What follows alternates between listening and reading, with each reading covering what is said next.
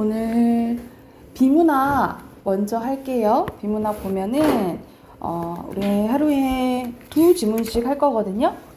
그래서 8페이지 펴보면 이제 2지문이 이제 나와 있는데 우리가 자릿수리 할 때는 중심 문장 찾고 핵심을 찾고 이렇게 했잖아요. 근데 이거는 이제 바로 문제 풀고 이제 답하기는 하는 식으로 할게요. 그리고 아마 그 전에 했던 우리 자릿수리보다는 조금은 단어 같은 건 오히려 조금은 난이도가 있을 거예요. 그래서 꼼꼼히 이제 읽으시고, 그래서 아마 처음에는 좀 푸는 시간이 걸릴 거예요. 그래서 선생님이 이거는 오늘은 이제 여기서 풀 시간을 주는데 선생님 보통은 숙제로 내준다라고 생각하시면 될 것 같아요.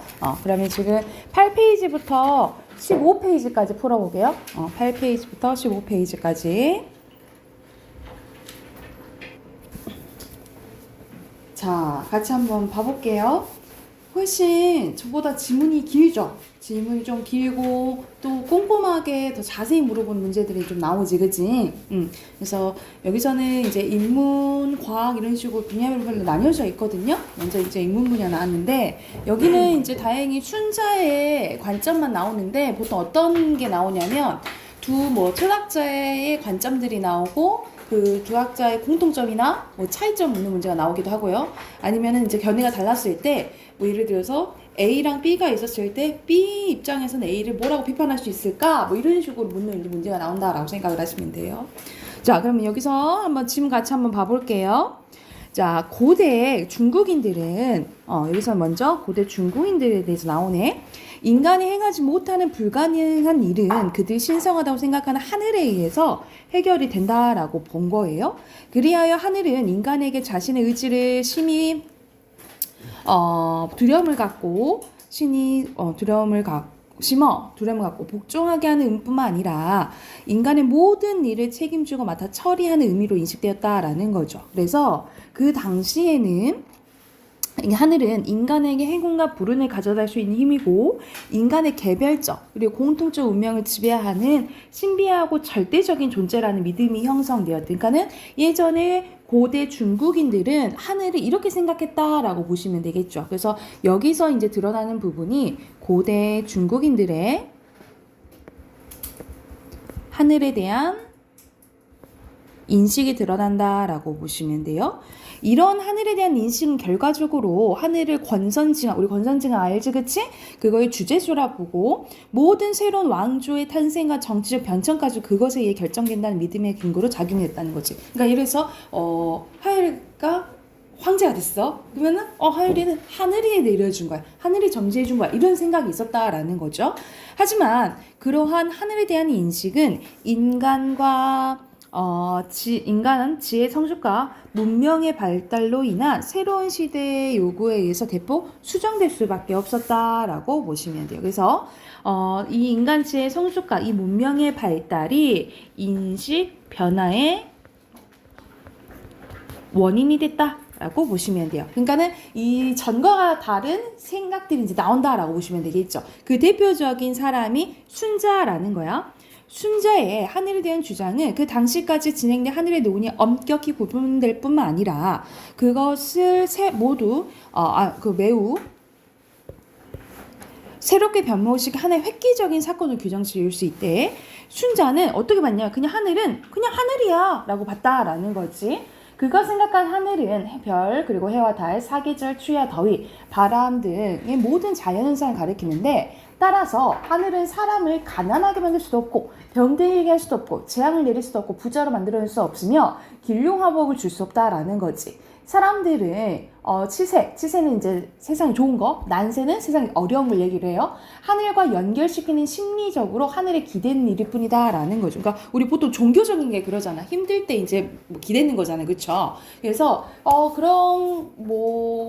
그래서 하늘은 그렇게 다 해결해 주는 게 아니다라고 보시면 되겠죠. 선생님은 내가 종교적인 걸 얘기해도 될지 모르겠지만 어렸을 때는 모태 신앙이었었는데 지금은 이제 교회를 안 가요. 교회를 안 가는데 선생님 어머니는 이제 가끔 가시고 하는데 평소에는 하나님 같은 걸 안 찾는데 꼭 선생님 아플 때 있잖아요. 아플 때 안 아프게 해주세요. 하나님 안 아프게 해주세요. 막 이러거든요. 그러니까 이제 사람들이 힘드니까 이제 기댔던 거지. 순자 입장에서는 그건 해결해 줄 수 없어. 하늘은 그런 힘이 없어. 라고 얘기를 해주는 거죠. 즉 하늘은 아무 이야기도 하지 않는데 사람들은 하늘과 관련된 이야기를 만들어낸다는 것이다. 그래서 순자는 천재지변이 일어난다 해서 하늘의 뜻이 무엇인지 알려고 노력할 필요가 없다라고 했대. 그게 불구지천이라는 거죠. 순자가 말한 불구지천의 뜻은 자연현상으로서 하늘이 아니라 하늘에 무슨 의지가 있다고 주장하는 거하고 그것을 알아내겠다고 덤비는 종교적 사유 접근을 비판하려는 것이다 라는 거죠. 그래서 이런 종교적인 것을 이제 비판하는 게 순자라고 보시면 돼요. 그러니까 억지로 하늘의 의지 알려고 힘을 쏟을 필요가 없다. 사람들은 자연현상에 대해 특별한 의미를 부여하지 말고 오직 인간 사회에서 스스로 해야 할 일을 열심히 하면 된다라는 거야. 즉 재앙이 닥치며 공포에 떨며 기도하는 것이 아니라 적극적으로 행위를 해야 된다라는 거죠. 그래서 순자의 관심은 어디에 있어? 하늘에 있지 않고 사람에 있었대. 특히 인간 사회의 정체야말로 순자가 중점을 둔 문제였는데 순자는 하늘은 만물을 낳을 수 있지만 만물을 변별할 수 없다라고 말한대. 이는 인간도 만물의 하나로 하늘을 낳은 존재이나 하늘은 인간을 낳았을 뿐 인간을 다스리는 의지를 갖고 있지 않다는 것이다. 따라서 하늘은 혈기나 욕구를 지닌 존재도 아니고 그냥 자연이다 라고 얘기한 사람이 순자라고 보시면 돼요. 자, 그러면 여기서 논지 전개 방식은 어떤 거냐라고 봤을 때 여기서는 고대 중국인들의 인식 나오고 그리고 변화돼서 순자의 관점 나오잖아요. 그치? 그래서 새롭게 인식된 것에 대해서 나오잖아요. 그쵸? 그래서 가장 적절한 것은 1번이 되겠죠. 하늘에 대해서 순자의 관점 나오고 그거에 대해서 자세히 얘기했다라고 보시면 되겠죠. 자, 2번 가볼게요. 2번은 순자가 말한 불구지천인 거잖아요. 그치? 자, 여기서는 인간의 의지 중시하는 거 맞죠? 그쵸? 그리고 뭐가 다르다 했어? 자연은 제 나름대로의 변화의 길이 있으며 인간의 길과 다르다 했지. 이거는 몇 문단? 3문단 첫 번째 문장에 나와 있죠. 다르다고 얘기를 했지. 그치? 그리고 하늘을 찾으면 안 되겠죠.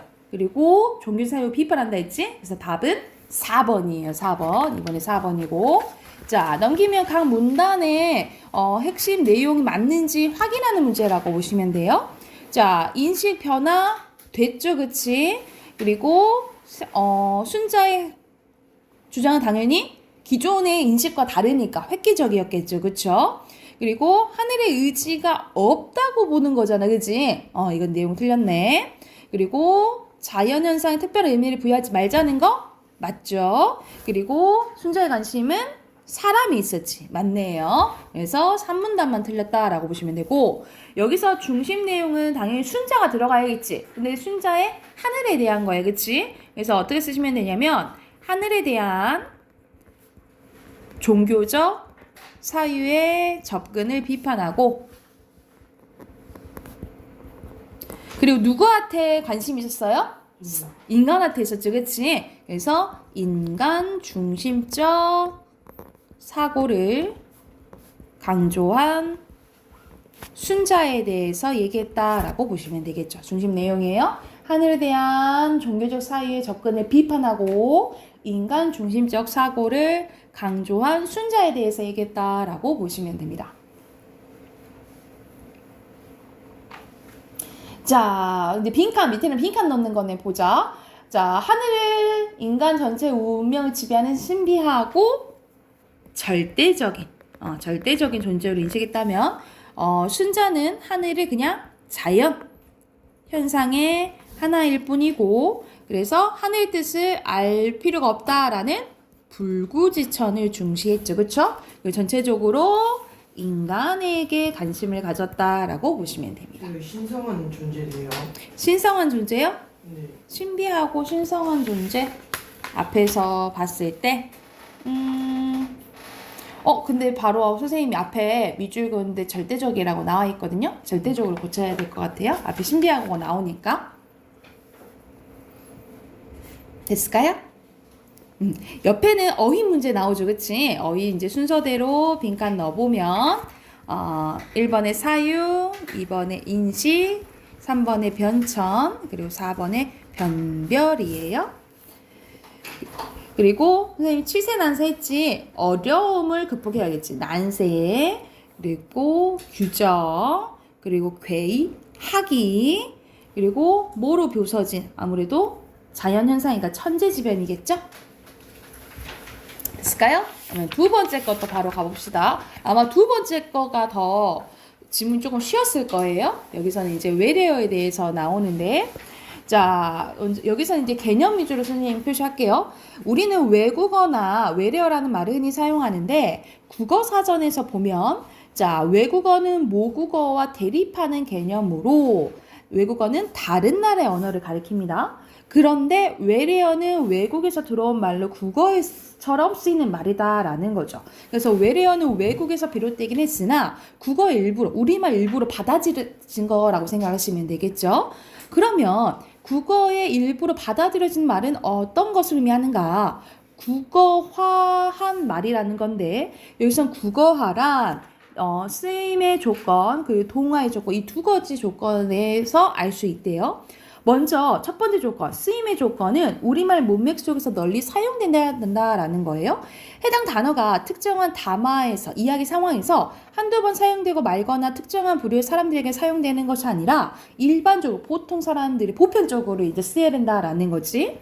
그리고 동화의 조건은 뭐냐? 동자가 같을 동자예요. 같이 된다는 건데, 동화의 조건은 해당 단어가 우리말의 특징을 지니게 되어야 된다라는 건데, 이 동화는 의문 문법 세 가지 측면으로 이루어진대요. 먼저 의문상의 동화는 우리가 의문하면은 오늘 문법 시간으로 할 건데, 자음과 보통 모음을 얘기한다라고 보시면 돼요. 의문상의 동화는 원래 발음이 우리말 소리로 바뀌는 걸 말하는데, 사실상 우리가 영어 F나 R 발음에 해당되는 정확한 대칭되는 건 없거든요. 우리가 그런데 그나마 비슷한 피읍, 그리고 그나마 비슷한 리을로 바꾸는 거다라는 거죠.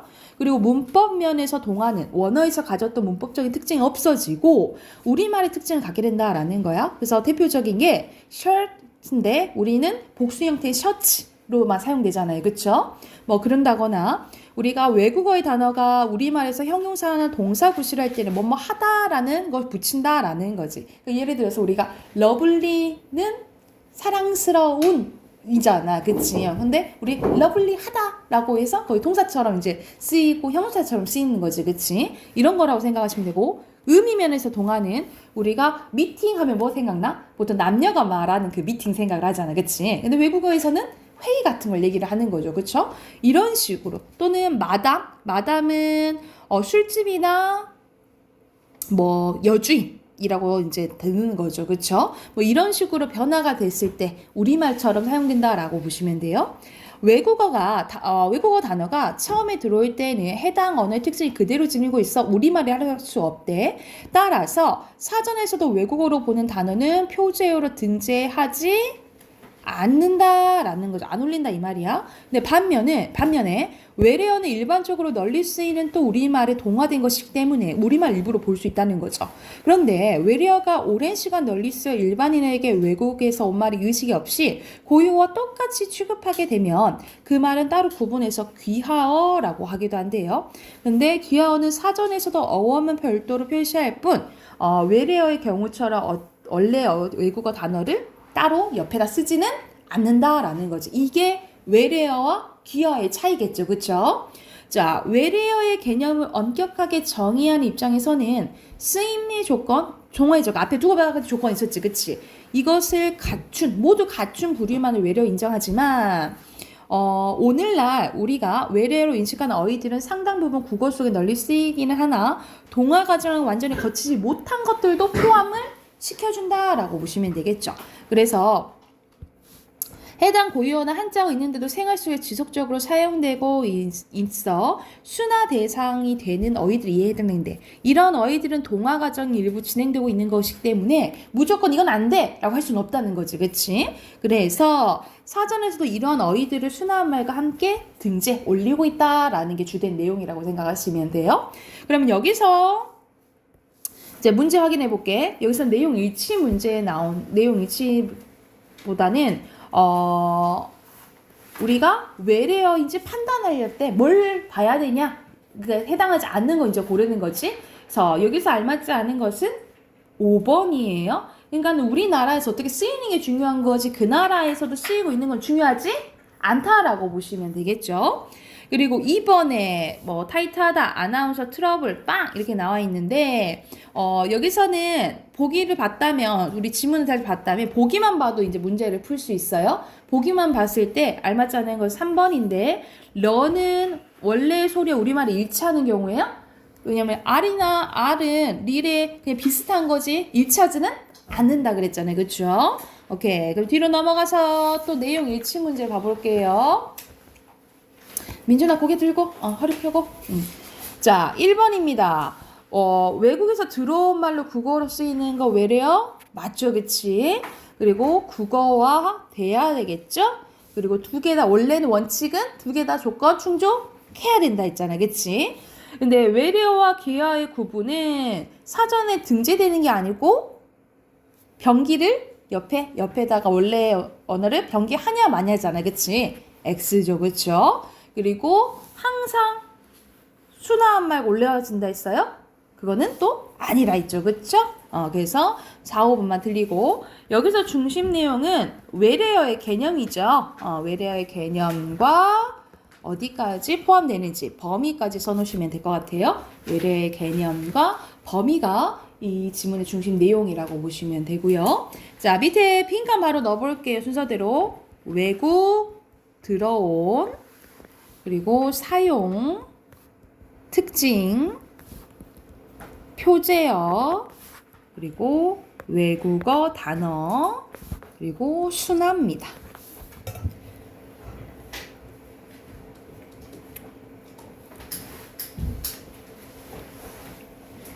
자, 옆에는 어떤 게 나오냐면 이중 피동 표현에 대한 약간의 문법적인 문제가 나오는데 우리가 피동은 여러분 영어 조금 더 익숙한 게 수동태 있죠. 수동태 BPP 바이하고 외우잖아 그치? 그 수동태는 당하는 거라 생각하시면 되죠. 국어에서는 피동이에요. 피동인데 근데 우리가 피동할 때는 피동 전미사 뭐가 붙냐면 이희리기가 붙고 이걸 피동 전미사라고 해요. 그리고 뒤에 긴 피동은 뭐라 하냐면 뭐뭐 어지다, 뭐뭐 하게 되다, 그냥 되다가 붙어서도 피동이 만들어지거든요. 그런데 이거 둘 중에 하나만 붙어야 돼요. 근데 두 개다가 붙어버리면 이중 피동이라 해서 문법적으로 맞지 않다라고 생각을 하시면 돼요. 그러니까 대표적으로 봐보자. 쓰여집니다는 여러분 기본형을 생각해야 돼. 기본형이 쓰다죠. 그치? 쓰에다가 이가 붙고 어지가 붙고 입니다가 합쳐진 거야. 그러면 여기서 이도 쓰이고 어지다도 쓰인 거지. 그치? 이럴 때는 이중 피동이어서 문법적으로 맞지 않아요. 그래서 보통 뒤에 게 빠져야 된다라고 보시면 돼. 그러면 어떻게 고쳐야 돼? 쓰입니다. 이렇게 고쳐야 되고. 그러면 두 번째 것도 자연스럽게 바꿔볼까? 어떻게 고쳐야 될까? 그렇지. 잠겨서. 그 다음에는 보일지 이렇게 고쳐야겠죠. 그래서 이중 피동인지 확인하셔야 되고 밑에는 개념이 다 맞는지에 대해서 이제 확인하는 건데 4번 보자. 동일한 범주 속에서 대상들 일정한 기준에 따라 나누는 갈래를 분류 맞지 않나? 했을 때 동일한 범주에 속하는 대상들을 할 때는 분류보다는 우리가 부류라고 해요. 같은 부류 했을 때 있잖아요. 그거라거든요. 이건 틀렸고 나머지는 동화 같게 하는 거, 병기 나란히 젓는 거, 배척, 내치는 거 다 맞다라고 보시면 됩니다. 그래서 아마 4번이 조금 헷갈렸을 거예요. 자, 여기까지 됐나요? 자, 그래서 선생님 오늘 여러분 딱 풀었을 때 전보다는 푸는 시간이 좀 걸리잖아. 그치? 근데 지금은 이제 처음 하는 거니까 여러분 시간이 넉넉하게 해서 쭉 풀고요. 선생님이 이제 아마 이제 모의고사 풀거나 하면 시간이 타이트하거든요. 시간 줄이는 연습을 좀 많이 해야 돼요. 그래서 최대한 신속 정확하게 푸는 연습을 많이 해야 되니까 선생님 보통 비문학은 숙제로 내줄 거예요. 그래서 내일까지 3, 4 풀어오시게요. 그래서 숙제는 23쪽. 숙제 23쪽까지 미리 풀어오시게요. 자, 우리 문학 꺼내봅시다.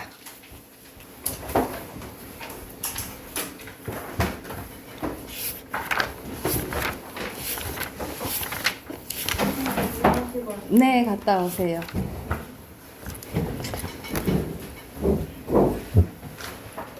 자, 문학 8쪽입니다.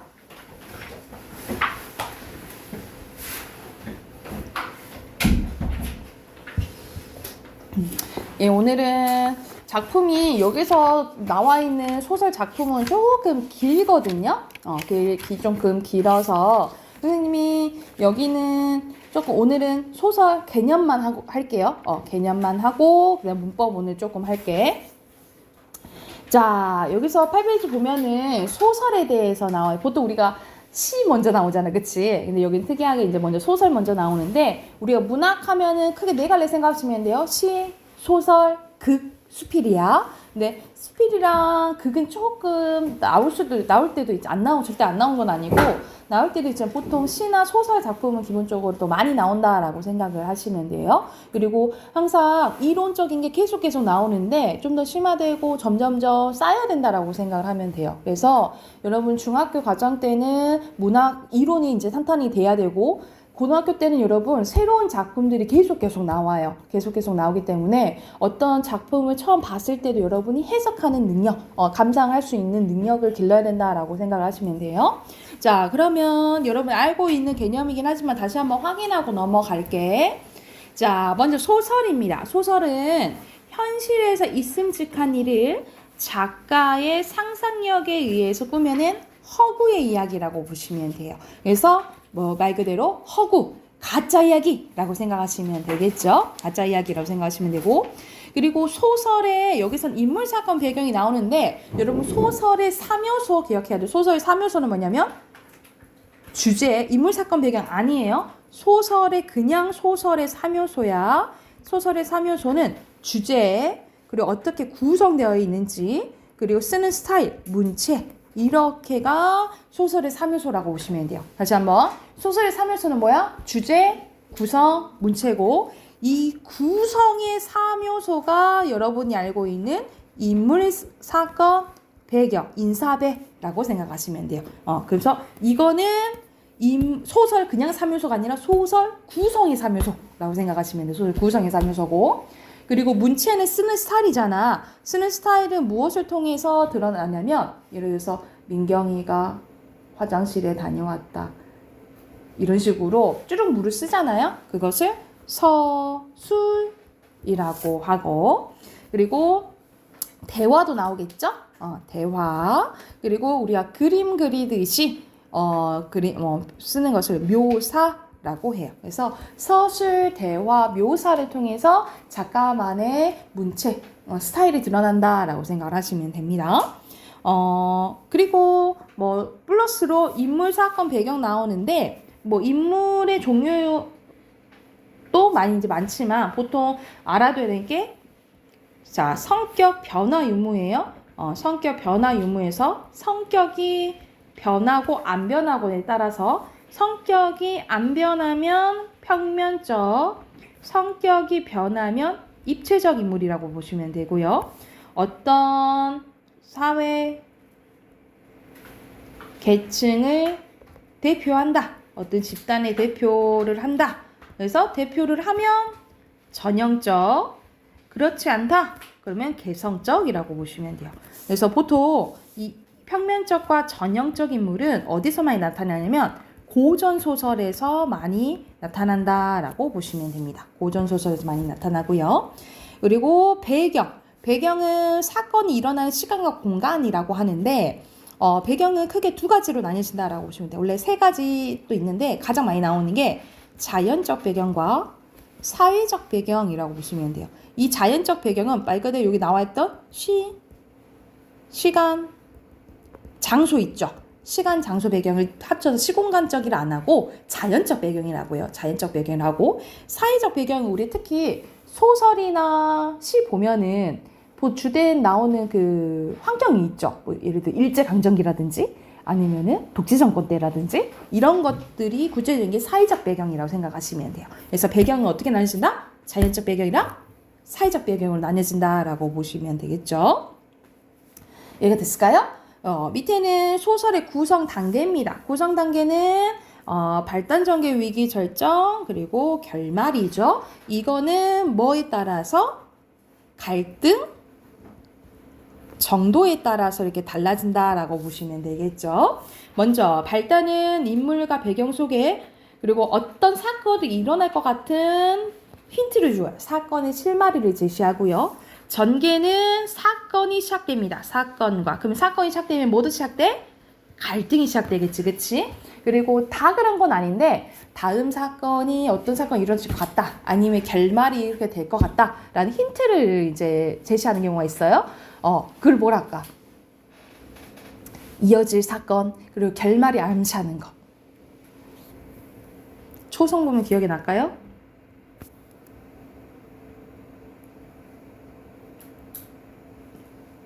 초성 힌트 줬는데 기억 안 나요? 발생 아니 뭐죠?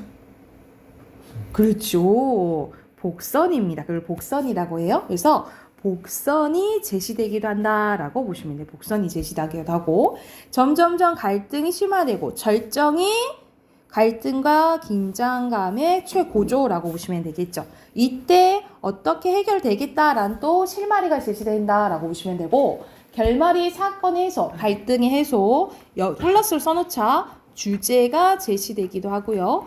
주인공의 운명이 결정된다라고 보시면 돼요. 결말 부분이. 그래서 소설의 구성 단계 발단 전개 위기 절정 결말 외워두시고 자, 소설의 구성 요소입니다. 만약 한 가지 이야기가 나오면 단일 구성이고요. 말 그대로 둘 이상의 사건이 복합적으로 나온다면 복합 구성이에요.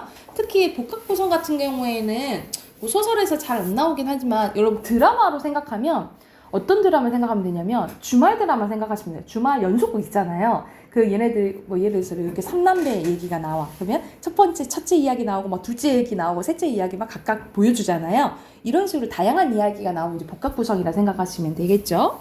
그리고 시간에 따라서 가면 순행적 같은 말로 평면적 구성이라고 하죠. 평면적 구성. 그리고 과거를 회상한다. 그러면 역순행적 구성이죠. 역순행적 구성 같은 말로 입체적 구성이라고 생각하시면 되고 그리고 이야기 안에 또 다른 이야기가 있다. 그러면 액자식 구성이라고 해요. 그래서 말 그대로 내부 이야기 있고 그 밖에 외부 이야기가 있는 구성을 액자식 구성이라 하는데 그래서 동엽이라는 선생님이 이야기하고 있어. 근데 동엽아 그 얘기 아니? 어떤 얘기요? 뾰로롱 하고 이 내부 이야기로 들어갈 때 있잖아요. 이럴 때 액자식 구성이라고 보시면 되고 이게 없는데 책에 그래요? 네, 달라요. 달라요? 왜 빠져버렸을까? 이게 저거 사건의 진행 방식도 아니고 여기 저쪽에는 시간이 흐르는 따라 그렇네. 이 플러스로 써놓을까요? 액자식 구성 써놓자.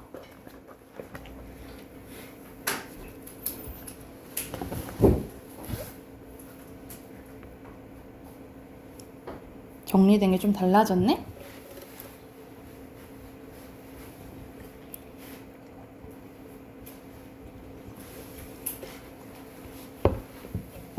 액자식 구성은 그래서 내부 이야기 있고 그 다음에 외부 이야기가 있는 거라고 생각을 하시면 돼요. 그래서 내부 이야기와 외부 이야기 서술자가 다른 경우가 있다라고 보시면 되겠죠.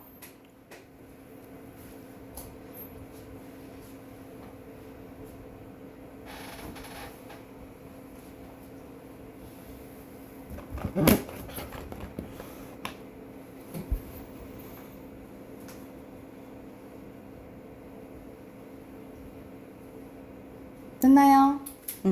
자, 9페이지 가보면 소설의 표현 방식으로 선생님 아까 전에 이걸 통해서 뭐가 드러난다 했어? 문체가 드러난다 했지, 그치? 그게 서술, 묘사, 대화예요. 서술은 말 그대로 서술자가 인물이나 사건 배경을 직접 이야기하는 방법으로 인물을 소개하거나 사건의 진행 과정을 요약해서 전달할 때 주로 사용됩니다. 예를 들어 밑에 나오면 영신이 어쨌다 하고 쭈르륵 그냥 우리 읽을 때 다 돼 있는 게 서술이라 보시면 돼요. 그리고 인물의 심리나 상태, 동작, 사건, 배경 등 마치 그림 그리듯이 실감나게 표현하는 것을 묘사라고 하고요. 그래서 뭐 예를 들어서 그녀는 안경을 썼고 머리가 어깨까지 왔다. 뭐 이런 식으로 이제 상상하게끔 만드는 게 묘사라고 생각하시면 되고, 그리고 인물들이 주고받는 말을 그대로 보여주는 게 말 그대로 대화라고 보시면 됩니다. 그래서 이 서술, 묘사, 대화를 통해 뭐가 드러난다고? 문체, 그렇지. 문체가 드러난다라고 보시면 되겠죠. 밑에 네 문제 있죠? 네 문제 바로 한번 풀어보게요. 액자식 구성 한번 보여주세요. 여기요.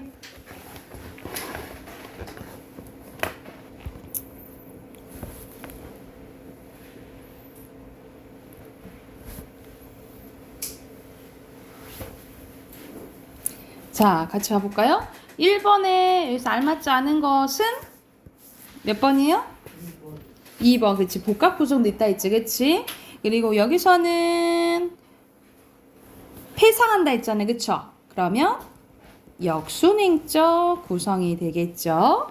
그리고 3번 갑니다. 3번에 알맞지 않은 것은 3번인데 대화는 심리를 간접적으로 드러내는 거예요. 3번이 3번이고, 그리고 여기서 4번은 쭉 소녀가 어땠는지 얘기를 해주지, 그치? 그러면 서술이 되겠죠. 자, 그럼 뒤로 넘겨봅시다. 자, 인물의 제시 방법이 나와요. 인물의 제시 방법은 크게 직접적이랑 간접적으로 나뉘어지는데, 자, 직접적은 서술자가 인물의 심리와 성격 등을 독자들에게 직접 설명하는 거예요. 그녀는 착하고 되게 성실하다, 이런 식으로 다 얘기를 해주는 거예요. 그래서 인물에 대해서 간단 명료하게 설명할 수 있으나 구체성이 떨어지고 독자가 상상할 필요가 있어요, 없어요? 없는 이제 특징이 있다라고 보시면 돼요. 그래서 직접적 제시의 같은 말로 짧아지니까 요약적 제시, 그리고 같은 말로 설명적 제시라고도 한다라고 보시면 돼요. 그래서 말하기라고 해서 텔링이라고도 하거든요. 그래서 직접적 제시의 같은 말은 요약적, 설명적 제시라고 보시면 되고, 간접적은 앞에서 얘기했었지. 인물의 말과 행동, 말 그대로 대화가 나오면 그것을 얘가 뭐 예를 들어서 네 가지가 없네 이러면서 얘는 되게 예의 있네 이런 식으로 심리와 성격을 간접적으로 드러낼 수 있다라고 보시면 돼요. 그래서 특징은 극적 효과를 높이고 독자의 상상력을 자극할 수 있어요. 근데 사건 진행이 느리고 표현 상황에 제약이 좀 있다라고 보시면 되겠죠. 그래서 이거는 보여주기라고 하거든요. 그래서 영어로는 showing이라고 하고, 같은 말로 극적 제시, 그리고 그냥 보여준다 해서 장면적 제시라고 한다라고 보시면 되겠죠. 여기 같이 써놓으면 되겠지. 민준아, 허리 펴고 필기. 적접적은 같은 말로 요약적, 설명적 제시, 간접적은 같은 말로 극적, 장면적 제시라고 보시면 됩니다.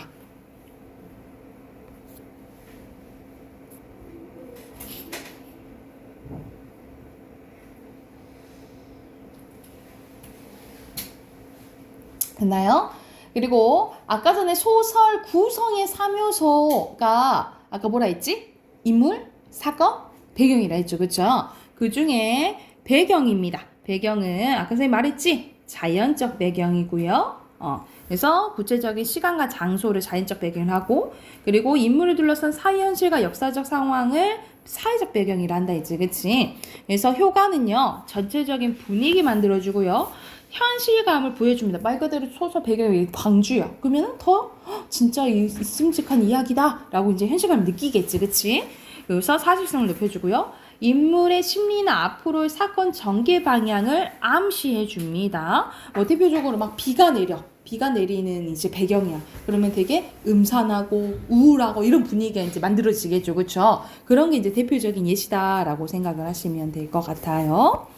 자, 오른쪽으로 가볼까요? 오른쪽으로 보면은 시점 나옵니다. 여러분 시점은 다 알고 있으니까 1인칭과 3인칭으로 나뉘어져 있죠. 그치? 1인칭 주인공 시점은 작품 속 주인공인 내가 자신의 이야기를 하죠. 그래서 주인공의 심리를 드러내는 데 효과적이고 주인공이 직접 이야기를 해주기 때문에 특징은 독자가 친근감을 느낀다라고 보시면 돼요. 그래서 나인데 내가 주인공이야. 그럼 말 그대로 1인칭 주인공 시점이고요. 1인칭 관찰자 시점은 나로 나오는 내가 주인공이 아니야. 주인공이 아닌 거죠. 그렇죠? 주인공이 따로 있는 거야. 그래서 작품 속 주변인 내가 관찰자 입장에서 주인공에 대해서 이야기하는 시점입니다. 그래서 주인공의 심리가 직접적으로 드러나지 않으므로 독자는 주인공의 심리나 성격을 추측해서 판단해야 돼요. 그러니까 1인칭 주인공 시점은 다 얘기해 주니까 독자가 상상할 필요가 있어 없어? 없겠죠? 근데 1인칭 관찰자 시점은 1인칭 주인공 시점보다는 좀 더 상상력을 발휘해야 된다라고 보시면 돼요. 그리고 먼저 3인칭, 둘 다 이제 3인칭인데 3인칭 전지적 작가 시점입니다. 전지라는 것은 모든 것을 안다라는 뜻이에요. 작가가 다 아는 거예요. 작품 밖에 있어요. 작품 밖에 위치한 서술자가 전지전능한 위치에서 사건의 내막과 인물의 내면 심리 모두 이야기하는 시점입니다. 그래서 사건의 총체적인 모습과 인물의 다양한 면모를 보여주는 데 효과적인데, 그러면은 작가가 서술자가 소설에서 일어난 이야기를 다 얘기를 해줘. 그럼 독자가 상상할 필요가 있어 없어? 없겠죠? 그래서 가장 독자의 상상력을 제한시켜주는 시점이라고 생각을 하시면 돼요. 그러면 3인칭 관찰점은 반대예요. 작품 밖은 똑같은데 작품 밖에 위치한 서술자가 그냥 관찰함 입장 속에서 행동이나 사건만 다 얘기해주는 거예요. 그럼 심리는 알아 몰라? 심리는 몰라. 그래서 말과 행동을 통해서 독자가 상상해야 돼요. 그래서 독자의 상상력이 가장 많이 유발되는 시점이라고 생각을 하시면 됩니다.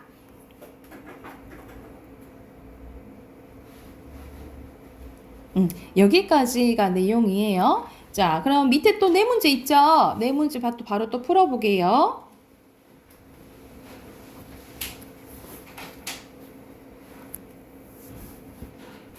답 확인해보자. 5번의 순서대로 뭐예요? 서술자죠?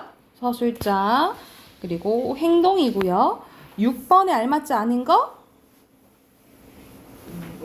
항상 그런 게 아니고 5번. 그렇지. 5번이고요. 이거는 뭐 상황에 따라 달라지겠죠? 그리고 7번에 동기 이렇게 나왔네. 그럼 3인칭이겠지. 그치? 근데 심리가 다 나오죠. 이때 전지적 작가 시점이에요. 그리고 8번에 1인칭은 소설 안에 있어야겠지. 그치? X. 그리고 상상하게 만든 거 맞죠? 그리고 전지적 작가 시점은 다양한 면모 보여주기 맞겠죠. 여기가 됐을까요? 자, 문법 꺼내봅시다. 문법 거기 선생님 잠깐 상담이 와서 잠깐만 그 10페이지 모음체계거든요. 이 모음체계 잠깐만 문제 보면서 11쪽부터 11쪽 문제 좀 풀고 있게요. 잠깐 옆에 보면서 문제 좀 풀고 있을게요. 선생님 금방 올게요. 돼가지고 이거는 선생님이 내일 바로 설명을 해줄게요. 그래서 숙제는 선생님 비문학 내줬잖아요, 그치? 비문학 2개만 해오시고 어휘 시험은 선생님이 다음 주부터 볼게요. 다음 주부터 볼 테니까 우선은 숙제는 비문학만 풀어 오시게요. 여기까지 합시다.